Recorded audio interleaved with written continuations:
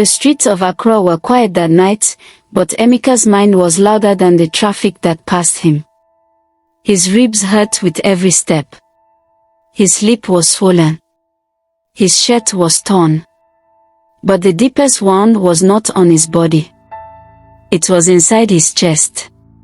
15 years. 15 years of waking before sunrise. 15 years of carrying engines heavier than his own future. 15 years of insults, hunger, and humiliation. And in the end, they threw him away like trash.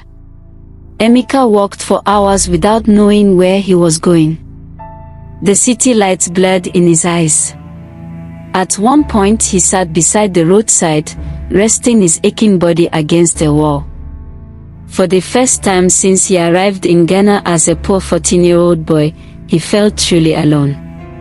But something else was growing inside him. Anger. Not the wild anger that destroys a man, but the quiet anger that builds a man. As the night passed, Emeka remembered everything he had learned in that shop.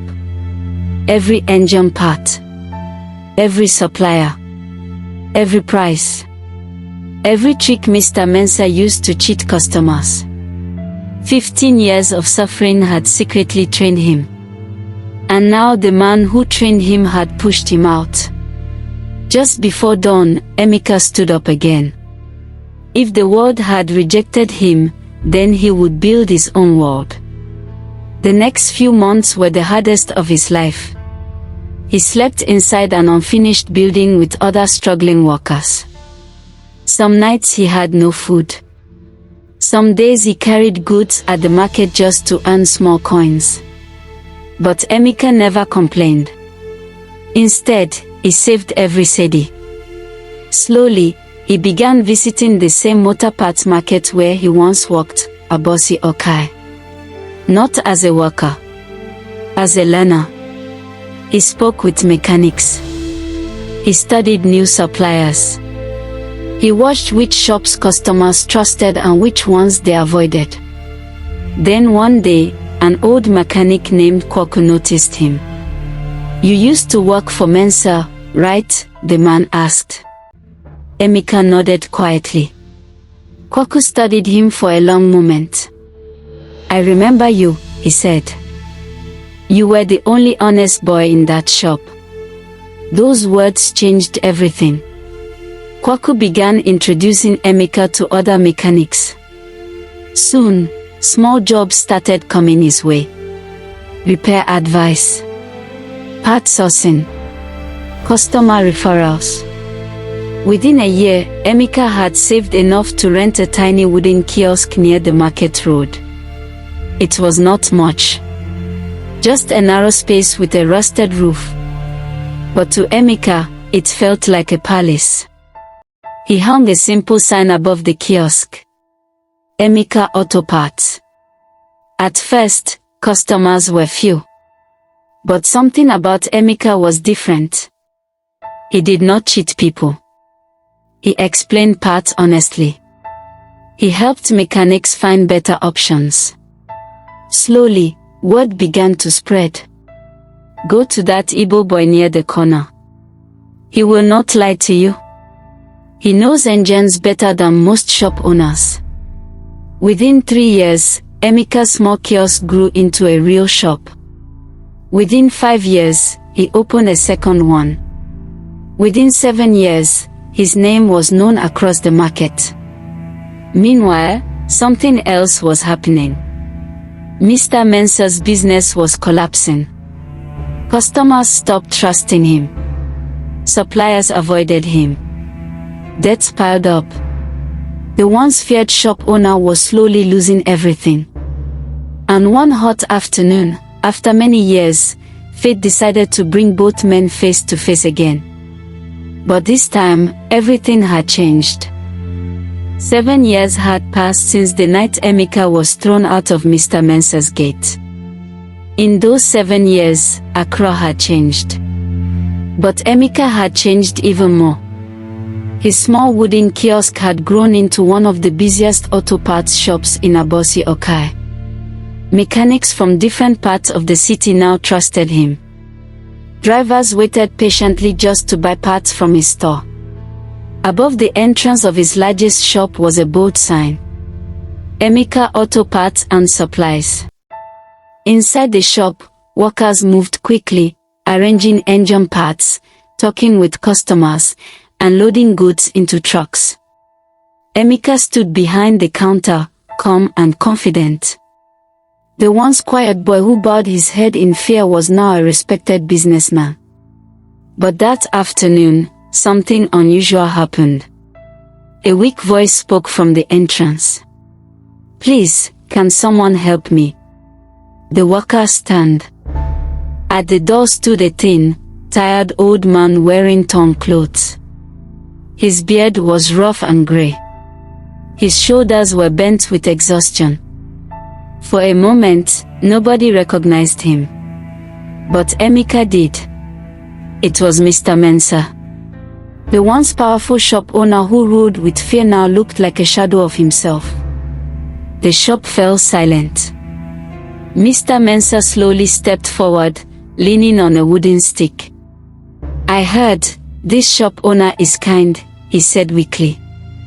"I have not eaten since yesterday." His eyes finally lifted. Then he froze. Because the man standing behind the counter was the same boy he once called useless.